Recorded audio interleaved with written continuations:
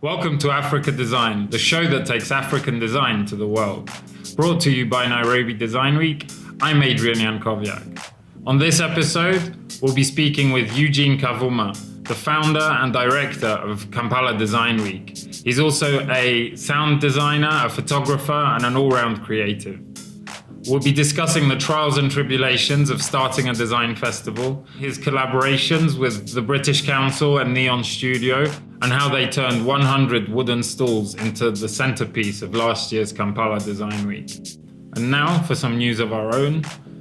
At this year's Nairobi Design Week, we collaborated with over 50 creatives in jam sessions, design thinking workshops, mural painting. We restored a basketball court even, and all that work came together into a music video called Labeled Human. That music video is coming out on Monday, the 25th of May, 2020. So please tune in for a live premiere on YouTube. Be sure to go to nairobidesignweek.com to check out the trailer for the video, download the press release, and get more information about it. And today's outro is by one of those amazing musicians that we collaborated with, called Bakita. This song is called Gold, off her EP Colors. Thank you. Stay safe.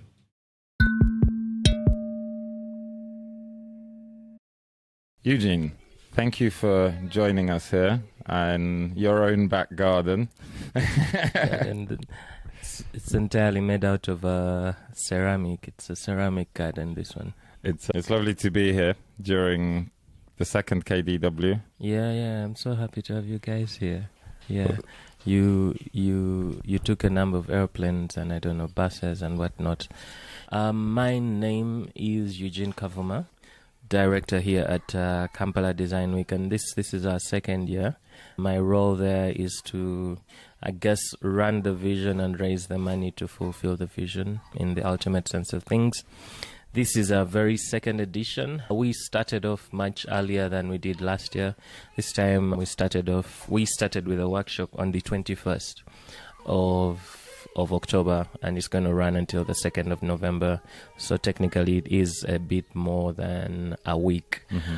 Yeah, today, Saturday, 2nd November 2019, is the last day of the festival. I am relieved. We're left with 2 workshops and a closing evening, and I can't wait. Well, so tell me about the vision for Kampala Design Week for those who aren't familiar. Yeah, one of the vision of Kampala Design Week is to celebrate good design, highlight like really awesome designers, but also create opportunities for designers to connect with, potential better, more worthy markets. And maybe that might mean creating a market for design products here. And for us, in order to do that, for the next 4 years, the main focus is on upskilling the designers with whom we connect with, and just providing opportunities to collaborate, to exchange, to grow in terms of their skills, their networks. And then off of those designers that we would have consistently interact with, we hope that will give them opportunity to create output that will then get people to appreciate good design. Okay. So who has been a highlight for you this year? A highlight for me this year has been the guys from Neon who I met when we were together in Addis. Mm-hmm. We actually did a recording together. Through the Architecture, Design and Fashion grant from British Council, we managed so we applied for it with Adengo Architecture and Kampala Design Week and Neon, and we were granted it, which was really, really awesome. So we had Neon over, which was really cool because I met Neon in Addis, I met Neon in Nairobi, and then I hosted Neon in Uganda. And that was really cool. For me, it's like a real proper demonstration of the whole connection thing. Sure. And and also run into them in London, like out of the train. Yes, as man. you do, Eugene. Yeah, you just drop by, yeah. the UK and say. Yeah, they told me that. So, but tell us about actually the British Council partnership, because it's clear that the British Council are trying to do a lot to support design out in East Africa. All right. So That's been Rashida, who I met in a bar, is our arts manager and the British Council arts manager. And like the first time I had a conversation with her about Kampala Design Week, I thought that her enthusiasm and going like, no, we should really meet up, we should talk. I was like, yeah, because we had just finished our first year and we had made some noise on social media. But if you know the plan and then you see the execution, it's rarely the same thing. So I was feeling really about the festival, but determined to figure out a way to make it work. So I'm talking to this random person, and then I mention Kampala Design Week, and then they get excited and they say, no, tell me more. I'm like, 1, 2, 3, 4. She's like, no, tell me more. And then we exchanged emails, and she gave me a call and sent me an email. And I feel like she's endeavored to expose us to all the opportunities that British Council kind of offers, from trainings to like opportunities to apply for grants for. And she's also strict about reporting, like, I guess, because she has to be, that's her role. Absolutely. Yeah. And they've been like, but it's also like the arts education or any kind of design education, I'm guessing, will have to start somewhere. And we feel blessed that they're considering us an opportunity to be used as a medium to develop the design space much better. Yeah. Because that kind of all started, I guess, for us with the Design Connections program. Huli from the team was invited to go in 2017. Yeah. And then I was in London during 2018 anyway, and then you were invited in 2019. Yeah. And I think Meti actually 2016 from Addis, Design Week Addis. Interesting. So it seems like, it's a program for festival and museum directors, isn't it? So I think it's definitely something that more people, if more people are made aware of it, I'm sure they'll have much more interest. Yeah. I think it's a really great program. Yeah. And then you applied for the Biennales and Festivals grant. Yes, to bring a connection from the UK and we got that, and that's how we got Neon. My time at the Design Connection thing was eye-opening. As Kampala Design Week, the idea of upskilling is not just theoretical. We want to go the practical route too, but like practical education is how it almost comes off as is that it's either vocational or theoretical. And there's not many universities that are playing hard to like mix those two. But also there's the idea that like if you focus too much on the practical, your ceiling is limited. You can only be this kind of person or that kind of person or something like that. Yeah. But with my time at DC, at the Makerversity, as Design Connection, I just kept thinking about how when we went to visit the Makerversity and saw how they have all this equipment laid out and how they have managed to turn it into a business, that for me was pretty exciting, and I'm trying to figure out how to adjust that to our space. Yeah. Okay, great. Do you want to tell us more about that? Or How loud are they? Oh, I can't hear them actually. Yeah. Awesome. I was getting worried. Yeah. So our idea for the makerspace is that there's going to be, it's valuable to have theoretical education alongside practical education. And we hope that, for example, that fellowship that we work with in partnership with a particular university, that fellowship, the fellows out of that will create things that will contribute to the design weeks that come up. That would be a start of their works, and maybe then the works can move to places like Nairobi Design Week Addis Ababa, and the London Design Biennale, etc., through all the connections that we've built. So that is the ultimate long-term plan for it. And we hope that then these fellows will attract, better quality fellows, and will generally have an increase, an improvement, a marked improvement in terms of design education, but also design output. Yeah. Okay. Great. So I wanted to go back to KDW because a lot has happened in the last week. So tell us a bit about your the events that you've been running? I had one main workshop that I was paying attention to, the everyday workshop with Adengo Architecture and Neon, the one that was supported by the British Council ADF grant. So that's obviously because the main reporting person was going to be me. A lot of stuff I was overlooking a lot of stuff with that, but that I also had a team that's been running the rest of the design week. And there's Daudi Ogutu, who's been doing a lot of our social media. His company, Kafunda Creative, came on board like exactly 40 days to the design week. And they took over the management and development of the website. We had no website last year. We had no website until maybe 45 days ago, actually. They took over that, and they're like fixing it up. They're basically building the plane as they fly it, which is very brave of them. But also Elijah, who has been really fundamental in managing the program and solving all the problems that were showing up in my absence. Patrick, who was in the earlier part was the festival director, and then the process developed into him becoming our content creator throughout the whole time. And then Millie, who really did an awesome job doing the administration during the ADF, the everyday workshop, just because I couldn't be in 5 places at the same time. So sometimes I'd leave her there and she would solve whatever comes up while I'm elsewhere working stuff out. But we've also been blessed to have like some awesome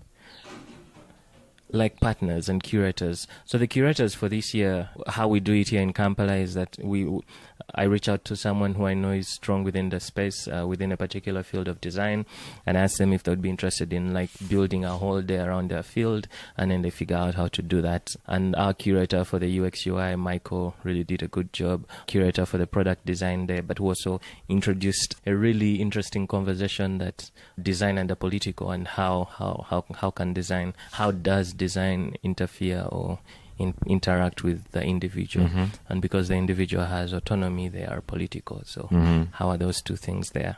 She did a good job just managing a conversation on that really touchy subject, that there was a lot of strong feelings around the conversation. Yeah. So Charity, who did the product design day, and the organization that she works for, DWB, Design Without Borders Africa, also took up and owned the day and did studio tours and did a lot of training and demonstrations of their staff, etc.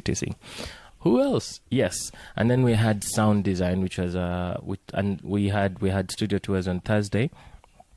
We just went really to Design Without Borders and Creatures Animation. So it's an animation studio there, a product design studio. And then we also had the sound design there, and this was at the Milege Culture Foundation. These awesome guys also gave us sound on the opening night. They speaking to their founder, he was like, I understand beginning, the startings of things, so it's Kawa. But together with, he works for a thing called, let me try and remember his, Enoch Kwikiriza. Yes.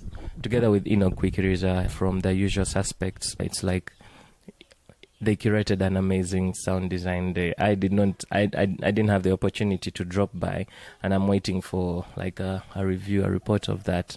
But from the photos I saw, there was a literal fireside, which was really cool, and the conversation, Andrew, our lead photographer, was sharing about how the conversations were really deep and awesome. So I'm waiting to hear the recording. The other thing that we've done is, for all our fireside chats, we've actually had a podcast kind of recording for them that we're going to add onto our website, and together with all the various videos and etc. and content that we put together. Yeah. Nice. So that's so I want to hear more about that in a minute. Yeah. About the outputs from the festival. And I wanted to go back to the first project you were talking about, the one with the British Council, the Everyday. Yeah. Because you hosted it at Yamazan restaurant. Yep. And I'd just like you to go into more detail, because I think the project's really interesting. And I think, first of all, the way that you used an object that already exists and a technique, and then how that ended up creating so many other things that were very different to it. Yeah. So my role, the role that Kampala Design Week was playing in this particular project was really the organizer. So I had the opportunity to be both outside and inside. So not know exactly what the discussions were when they were happening, but also see the progress of things, and then have the opportunity to ask people questions after they've figured out, like after they know what they were trying to do with this. It was from what I could see, no one knew where it was going, and they were surprised by the end of it. But so the general idea was, we took an everyday object. We wanted to take an everyday object, deconstruct it, and see what new ways in which it could perform. So in this case, it was the three-legged stool with a cable running or a can running around it, that then creates a stool and a really three-legged base, which is really strong, and then a gap space to sit on. So there were also cultural connotations attached to it. When the carpenters who put it together, how they described it, they called it's commonly known as Mama Fumba, mother is cooking. But that's actually not what it was known for. It was known to be used by like the real proper Muganda woman would never be caught dead sitting on it. Yeah. So they needed, because it had an open underneath, so like you'd never sat on that thing. Okay. And the first time a royal Muganda woman could sit on it was when it had a pillow on it. So there were also those interesting cultural connotations of getting something that's looked so overlooked, yeah, and then making it perform, and especially in a space as high quality as Yamazen. So those two contradictions of something in such a beautiful place. Yeah. And so together with the Dengo Architecture, Neon, and about 10 students, architecture, graphics design. We had a lawyer in there, I think. Yeah. Product and industrial designers, etc. All these 10 came together and were given, steps through the challenge. The first step was, can you deconstruct this? Can you take it apart and put it back together? The carpenters who make this thing came, they demonstrated it. Then people realized this thing is really difficult to put together and then take apart. And then the next question was, what can you, in groups, what can you do with it that will either make it move, that will make it build, or that would, I don't remember what the third one was. Yeah, but then the students went ahead and some cut it up into bits. Some figured out that if you try to straighten out the material, some learned material basics, follow the material grain, things like that. And then in the end, they went back to the same idea of a solid base, which is the taking off the node from the original stool. So they built a solid base on the ground and then put Ken on top. And in this case, it came from being a stool that is used by a singular individual into a structure that is experienced by the full body, which was mind-blowing in that context. Yeah. And we hope the Design Week, as Kampala Design Week, we hope that we're going to put the full story of this properly together. We already have part of it ready, but the full one, including the stories of the students and the full stories of the students and their experiences in both the written, photographic form, just to demonstrate and share the value of collaboration, because the start was not known. Yeah. That's interesting. Yeah, I really enjoyed the project. I think the fact that you created a large installation piece was good. It was really a strong addition to it, because it let people feel the project in a different way. Yeah. Someone called it the green moving caterpillar. Yes. Yeah. I believe I heard that as well. Yes, sleeping caterpillar. I believe, yeah. It goes from green to yellow and orange, and it's kind of spiky. Yeah. But it looks like something that you could use as a space for quite versatile. Okay, so tell me about, you said you've been recording podcasts, you've been doing documentation of the festival. What can we look forward to if we miss the festival? You should come to 2020. That's a good start. Then you won't have to miss anything. Yeah. But the 4 fireside chats that have been conversations with designers exploring subjects such as the value of UX UI and how heritage impacts that, which we did at Safe Border, and then the design and the political, which we did at UGANDA'S and then yesterday's sound fireside chat. And then this afternoon's gaming and graphics design, panel conversation, fireside talk. So those are all going to be available in audio, primarily in audio, and then write-ups. The reason there's far less video this year is maybe because I'm a control freak, and I know that it will have to be, but we'll figure that out next year when we raise more money. How about you? How is Nairobi Design Week? How are the plans coming? Good. So you'll forget around 70 and then wake up at like 50 and go like, what? I don't think it's possible to forget, but I think it's in the time right now where it's things are coming together, but definitely feeling the time pressure. I think once 6 months ticks, you know that you've got less than half the time you had. Yeah. So that's when it starts really hitting. Yeah. Yeah. But you guys also do monthly events, right? Yeah, so we run a thing called the Design Garage, and this is a knowledge sharing space where so I'm lucky that I played in the creative space for a while before the Kampala Design Week idea came through. So there's people I grew up watching on the sidelines getting badass at what they do, and now.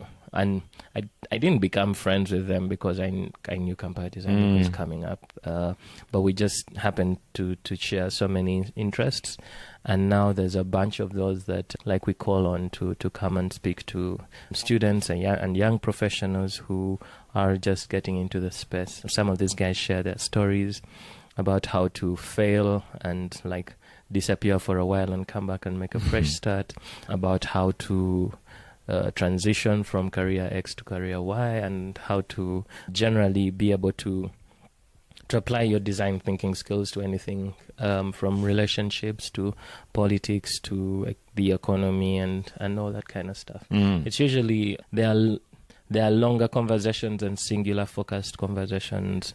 There are fireside chats, but with one panelist. Yeah, so that's what we usually go for. And it happens once a month. This year, we were lucky that we won, earlier in the year, we won a small grant from UGANDA'S, and we test ran the idea of design garages outside of town, because in our first year, we ran them fully in Kampala because it's near, the costs are ours, the tax is mainly facilitating, the friend's transport refund or something like that. But we really wanted to go outside and go into universities and see how does this idea, connect with them. And this year we've had a number of learnings in that regard. So wait to see how to adjust it so it can work next year. So who have you hosted? How have you adapted? So we've learned. Who have we hosted? Again, Charity Mugasha, one of our curators. She kicked from off, Design Without Borders. Yeah, from Design Without Borders, yeah. And together with her, went down to Uganda Matters University. It's in Nkozi. It's about 2 hours out of town. Yeah, and she has a background in architecture and in like, I think, graphics design or something like that. She went to some Dopas University. I don't remember which one. I just remember that when I Googled it, I was like, I didn't see that coming. Yeah, but also so we had her. We've had an animator. We've had a gastronomist, a chef, come and share how they use design in their food and stuff like that. We've had another architect who was exploring how to use abstract thinking to be able to solve things that come your way. Yeah, and then the Design Week planning took over after that. Yeah. So you mentioned that you've been in the creative industry for quite some time, and you've managed to meet all these people. So obviously, besides Kampala Design Week, you have a life? I do. I live. Yeah, I'm a photographer, but also business development director for a content creation firm called 8 Media. and most of our clientele fall within the human rights and democracy space. We have figured out how to tell those very tricky questions and still remain low key in our work, because it's useful to be able to do that as well. Okay. I also run a tour and travel and studying product design. No, not really. Studying carpentry, so I have a few ideas that I want to test out and see how they get onto the market. Okay, yeah. I'm looking forward to seeing those. Yeah. I may have even seen them in your house and not realized. No. But primary passion is I really love sound, and I enjoy photography. I have a bet coming up that if I don't run an exhibition, the first one in my life, I will have to pay my business partner at 8 Media 2 million shillings. So I keep saying this out loud so I remember how much I have to lose. That's Ugandan shillings. Yes. For those okay, that's about. It's a lot of money. Anyway. Yes. To just give away. Yeah. As a bet. Yeah. Well, you better make the exactly. exhibit work. I have to make the exhibit work now. Yeah. Because I've been talking about it for a while. Collecting my works, but every time I look at it, I'm like, it could do better. Yeah. So now he's like, fine, let it do better. Just pay me 700, and you can keep doing better. So I really don't want to give away free money. Well, I mean, I've seen the photography. I like the some of the framing and so on that you have. Yeah, it's intentional that we're recording outside the house. Also private. Aha. Very interesting.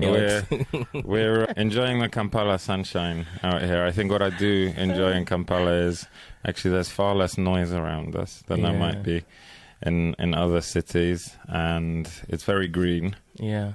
Is it like this all year round? No.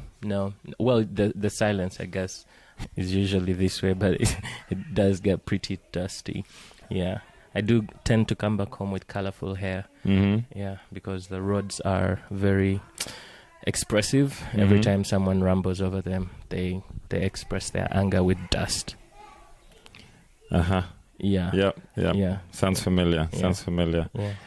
Cool. So tell me more about some of your other partners at KDW. Yes.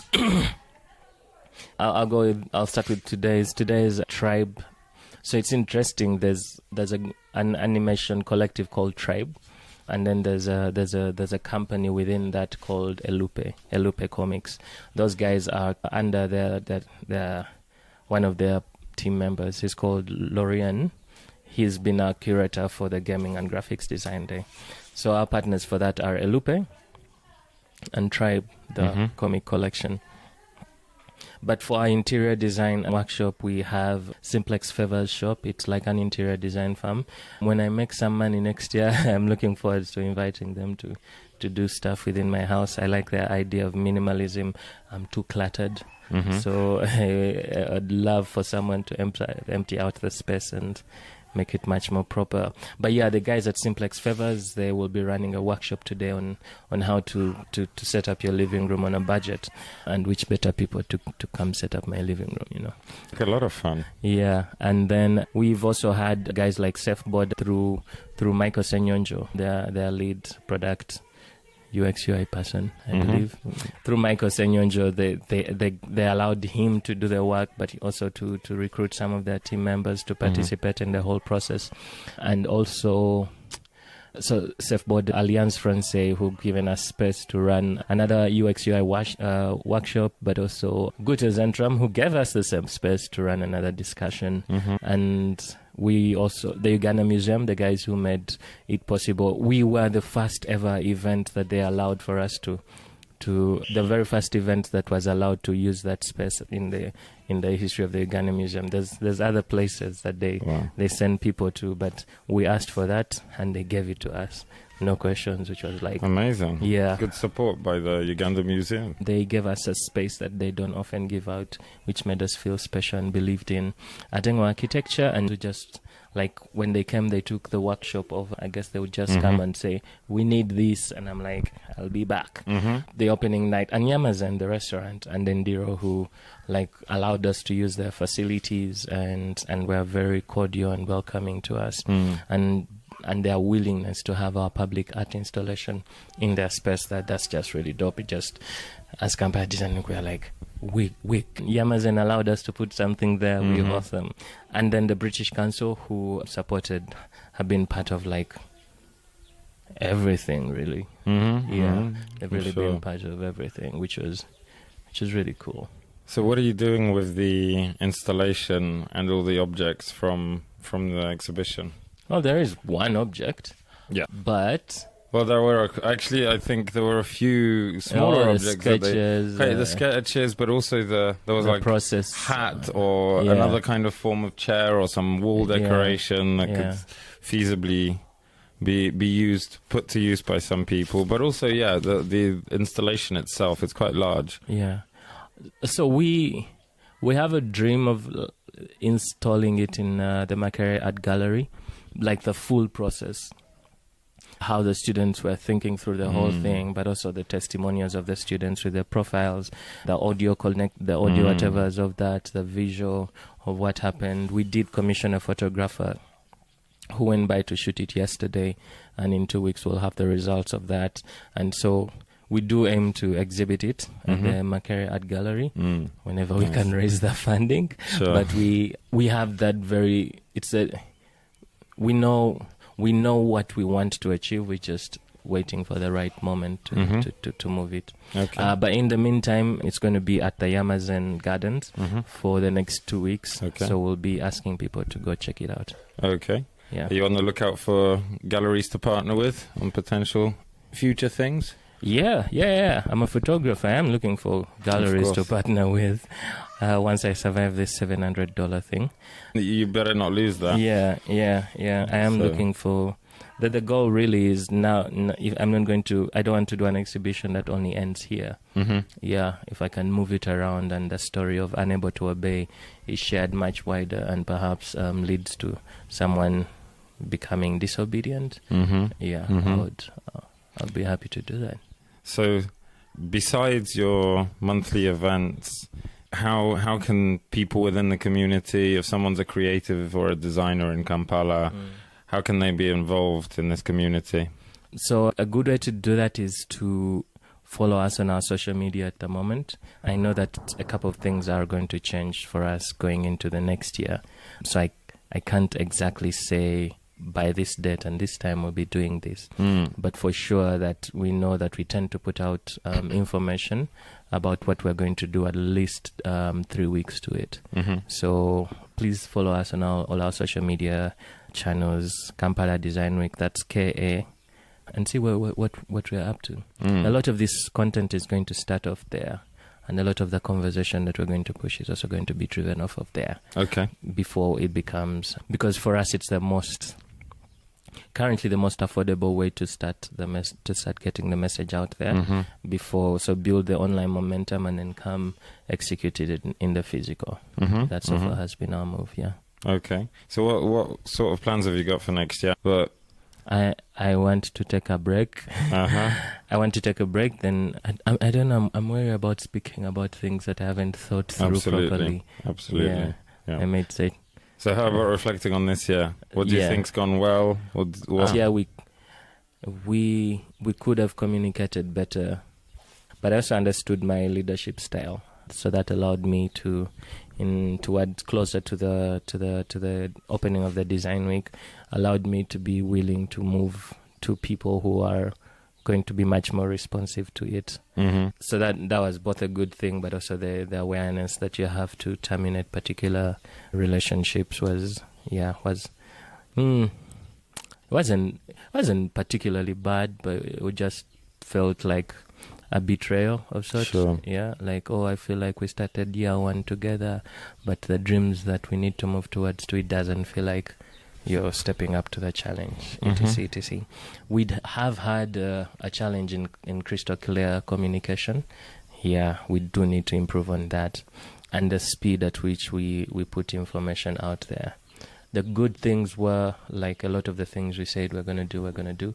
The workshops, we said we're going to register people and call you and etc. But if you miss any of that, we're not taking you on, because we want to be able to, because most of our partners are giving us their space and their time for free.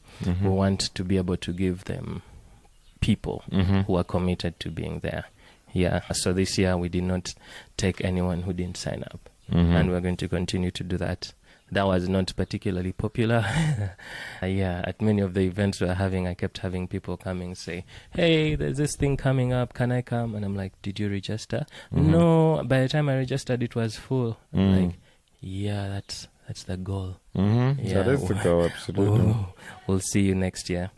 We did do a lot more offline events this year. We had more physical touch points with Tweet chats. Yeah, we did do tweet chats, but we did that last year as well. And we realized that we only had 2 offline events, the opening night and the closing night. Okay. And then the results there was that it looked like we had done well online. But really offline we didn't get any more designers joining the community or anything like that. But this year that's been addressed. Good. Yeah. Those were nice events, actually, I have to say. It felt like there was a good mix of people in the evening events. Yeah. Thank you. So I wanted to ask about your team, and you mentioned a few people. And how do they kind of fit what KDW is with what they do, in day to day? I think that maybe that's the other thing that that may not be a difference between this team and the other one.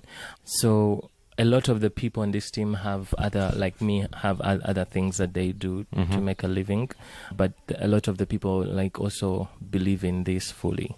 So even when we've had cash flow challenges, there's been a situation of, I will front my bit of it. Let's just keep track of the accountabilities about that, and then at the appropriate time, everything will all get sorted out and etc. And that was very encouraging because it allowed us to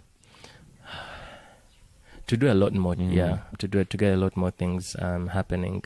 I think that's how I'd place it.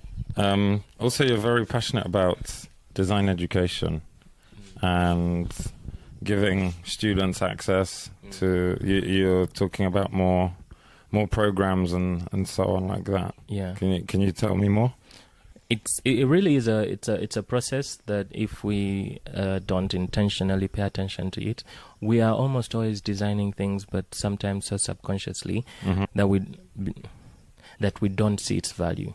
And sadly, the thing about good design is it becomes really invisible. You cannot see it until maybe the chair is wobbly. That's when you go like, who designed this thing? And in that context, the point at which you're interacting with design is in the negative. So the whole time that you come into contact with design, it's almost always from the complaining side of things. But what if, like you demonstrated to people, that this, like the thing about it is it's a process, and that as with most processes, a lot of the way the thing is it's not straight up, it's not clear. But also people love doctors. Okay, people allow doctors to dig into them because they know these guys are putting the labor and time to do that. Yeah. And designers are very much like that as well. But I don't feel like people see the process, and because they don't see the process, they don't quite respect the product that this guy comes up with, and that means that the market will set a very low price for a really awesome good, and that stuff is very demotivating for designers. So then they will move into something else because I am not bound by my ethics or my love for this thing. Like I can compromise on this thing to make it work. But like with design, you have put in the years, you have put in the study on YouTube, in classes and stuff like that. And you know that it will work. And sometimes because no one has seen that process, or there's no formal way of checking out that process, people are hesitant to pay the appropriate prices. And I think that's why I'm very passionate about design education. Yeah, or maybe because I also like talking too much. But no, it's like I really love learning new things, and I think that there's always many designers I know are like that. They're multi-potentialites in a sense. They will want to be painters and come back into and draw models of awesome products and things like that. Yeah. And that's what you found as well, right? You're a multifaceted creative. Yeah. Mm-hmm. I am. Mm-hmm. I also do voiceovers. Oh, really? Yeah. Wow, that was a pitch, was it? Yeah. Yeah. Okay. So back to design. First of all, I wanted to touch on these guys who we met at one of your events. Chirabo? Yeah, gift. Yes, gift. It means gift in Luganda. Yeah. It's written with a K, like Kirabo, but pronounced Chirabo. Yep. Which is very nice. So can you tell us a bit about them? Because we went to... You're going to tell me about them. Oh, you haven't been, you haven't visited. No. Well, there you go. So I probably should. So, so they have a cozy little workshop in Kansanga. Yeah. There's a lot of Amharic around there. I believe it's a very Habesha neighborhood. Yeah. Yeah. So it was very nice, very nice. Seems like Christine, the founder, is running an organization where people are actually not just learning the skills, but also learning how to create. Yeah. So they're actually now designing the product. They're coming up with designs. I saw everything from, well, these little snowmen and Christmas tree decorations. Yeah. I thought it's, nice detailing and a good cause. I know Christine is a detail-oriented person. I believe you. Yeah. So, tell me quickly, have you got any design literature, recommended reading, or anything that you're reading right now that you'd like to get people to notice? I've not really actively read in a long time. Oh, really? Yeah. So I've been reading research papers on sound. That's okay. thing. Tell us. That's good. That's interesting. Tell me. So, like the power of sound. Some guy who has studied a particular square in Egypt and how they created. It was so noisy in like that square, and what they wanted to create was a sort of sanctuary of sorts, and they wanted to make it really natural. But like just how adding a waterfall, a wall, and then developing a waterfall over that, like changed that because the waterfall sort of drowned out the traffic noise, and so people could go sit next to the waterfall and there would be this all green. So it was green with trees already, but too many cars making a lot of noise. And these guys counted out that noise with a waterfall noise. So like the power of natural sounds versus mechanical sounds, and how they have the ability to influence our moods. Yeah, and the power of architecture in that context. So the sound design and architecture. That's what I've been studying. Interesting. Is that something for professional implementation? Yes. Okay. It is, but that project is not ready yet. Okay. Yes. We'll move swiftly onwards. Yeah. Great. Anything else you'd like to add, tell us about? So I want you, Adrian, this guy here, first visit to Nairobi for the NIDEC. When I ran into you at the top of the stairs and said, hey, this is Eugene, and I want to start Kampala Design Week, and you just went like, oh, go for it. Oh, come on, go for it. Is that how I sound? Yes, you do. Wow. Yeah, you sound like you just had Red Bull 5 seconds ago. Every day. Like, oh my God, how? Yeah, and that energy and enthusiasm, and even all the conversations we've had, sometimes in points of crisis, and I'm like, yo man, what? I don't know what to do, how to deal with that, and how do we walk around this? That's been really cool, man. So thank you. That's all I have to say. Well, thank you for the kind words, and thank you for hosting us here in Kampala. Yeah. For letting me use not even your couch, I believe it's your bedroom, one of the bedrooms. One of the bedrooms, yeah. I won't reveal the layout. I know you're a private person, so we won't go into the layout. People sleep in bedrooms, of course. I know, but I think being creatives, we tend to sleep on our own couches. Yeah, as more much than, as, yeah. So I think it's quite entertaining when you go to another guy's house and also see they're sleeping on their own couch, just because it's like sometimes it's easier. I'm easier. just gonna get up, go to the laptop, and go back to work. Yeah. Yes, definitely. Yeah. That's Awesome. interesting. I didn't know that was a thing. Well, so you've mentioned you have social media, you have the community. How can people follow you, and where will people be able to find all these cool videos and podcasts that you've been creating? Stuff like the write-ups and the photos, we'll be doing that on social media. So that's Kampala Design Week. KampalaDesignWeek.com, KLA Design Week, KLA Design Week on Twitter, Kampala Design Week on Instagram, Kampala Design Week on YouTube, Kampala Design Week on Facebook. Awesome. And Kampala Design Week at gmail.com on Gmail, or hello at Kampala Design Week. Really, hello at Kampala Design Week. Hello at KampalaDesignWeek.com. Yep. Well, Eugene, thank you so much. It's been a pleasure.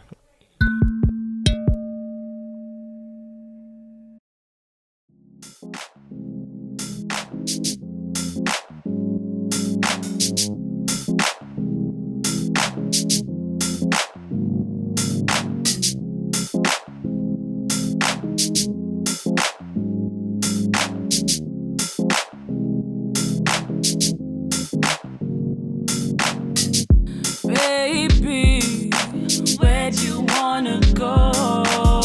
You're passing shots, acting like you didn't know. You didn't know. You're tryna holler, cause this mommy gold. This mommy gold, yeah. Said I think I led you to believe that this was more. Simmer down, baby, we ain't even out the door. I am my own God, my own king, my own queen. The universe is me. The universe is me.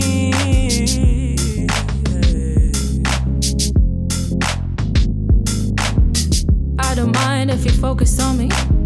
I'm way too fly, you can even catch me. You can try, but let's see how high you can fly. Cause my crown too heavy, heavy, heavy, heavy, heavy.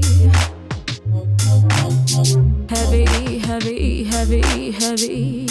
Feeling fresh, so clean, so golden. Feeling fresh, so clean, so golden. Feeling fresh, so clean, so golden.